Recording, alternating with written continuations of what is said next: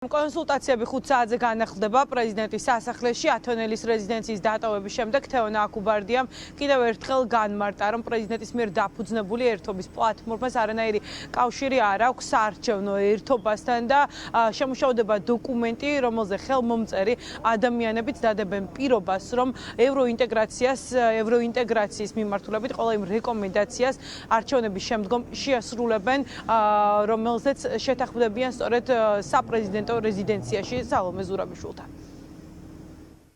მიუხედავად იმის მტკიცებისა ქართული ოცნების მხრიდან, რომ ეს იქნება შალვა ნათელაშვილის ფანჩატურის ევრორემონტი, შემიძლია დაგიდასტუროთ შეხვედრის შემდგომ, რომ არანაირი ფანჩატურის მსგავსი ეს არ იქნება, რამდენადაც აქ საუბარი არის არა პარტიების გაერთიანებაზე, არამედ ერთობაზე ქვეყნის ევროპული მომავლის წინაშე საუბარი არის. იმ ფუნდამენტური რეფორმების განხორციელებაზე, რის გარეშეც ჩვენ ევროკავშირთან გაწევრების მოლაპარაკებებს ვერ დავიწყებთ და ცალსახად საზოგადოების მხრიდან მოთხოვნა რომ არის საკითხების ირგვლივ დაახლოება პოლიტიკური პარტიების, სამოქალაქო საზოგადოების და სინერგიის გაძლიერება ქვეყნის ევროპული მომავლისთვის, სწორედ ეს არის მთავარი საკითხი, რაზეც შევთანხმდით, რომ ამაზე ვიმუშავებთ.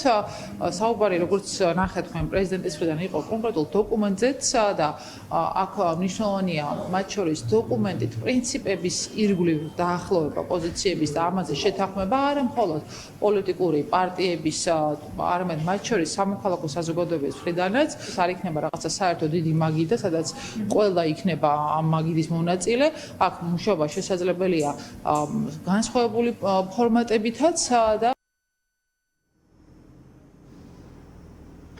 თელიკურის განმავლობაში სალომე ზურაბიშვილს ექნება კონსულტაციები სხვადასხვა ოპოზიციურ პარტიებთან, არასამთავრობო სექტორთან, საერთაშორისო პარტნიორებთან. ნაწილმა პოლიტიკოსების უკვე მიიღო პრეზიდენტის მიწვევა, მეორე ნაწილი ელოდება. ყველა საუბრობს, რომ ევროპულ ღირებულებებთან დაკავშირებით ერთიანობა ახლა ყველაზე მნიშვნელოვანია. ვინ რა მიზეზით მივა ათონელის სასახლეში და ვინ რა მიზეზით ამბობს უარ შეუერთდეს პრეზიდენტის მიერ დაანონსებულ პლატფორმას. ამას ახლა ჩვენს კომენტარებში მოისმენთ. მე არ ვიცი ჯერ ამ ინიციატივის შინაარსი რა არის. თავისთავად შეხვედრა საუბარზე არანაირი პრობლემა არ მაქვს, შევხვდები დაველაპარაკები. თუ შინაარსი გავიგე საიტში და პროცესი წავიდეს და გავეთანხმე, მე პრობლემა არ მაქვს მაგაში. მე მაქვს ბევრი რაღაცების სალაპარაკო, მათ შორის ერთ-ერთი მნიშვნელოვანი თემა იქნება ეს. ამ თემაზეც გამახვილა ყურადღება, რომ იმიგრანტების ჩართულობა არის ძალიან მნიშვნელოვანი და აქ არის კონკრეტული რაღაცები, რაში შევა დაგვეხმარა. რამდენჯერმე გააკეთა უკვე ამაზე განცხადება, მე შემიძლია შეგვიძლია ვთქვა კონკრეტული ნაბიჯები, რა შევა, რაში არის საჭირო დახმარება და რა შევა ისეთი როლი შეასრულოს, სადაც მე ვერ ვიზამ. ჩვენ განვაცხადეთ, რომ შევუერთდებით ამ ინიციატივას, რადგან ჩვენთვის უმთავრესი ეროვნული ამოცანა დღეს არის ხელისუფლების ცვლილება და მიგვაჩნია, რომ ამისთვის ძალიან მნიშვნელოვანია საერთო ოპოზიციური კონსოლიდაცია და კონსოლიდაცია საზოგადოებაში. ჩვენთვის ეს არჩევნები არის არჩევნები, სადაც ყველამ უნდა იფიქროს არა პარტიულ შედეგზე და პარტიულ ამოცანებზე, არამედ ჩვენი ქვეყნის ევროპულ მომავალზე. არ აქვს მაგას მნიშვნელობა მოგწონს თუ არა, ესე იგი ჩვენი პოზიცია არის შემდეგი, რომ ჩვენ ამ პლატფორმაში არ ვიქნებით, მონაწილეობას არ მივიღებთ.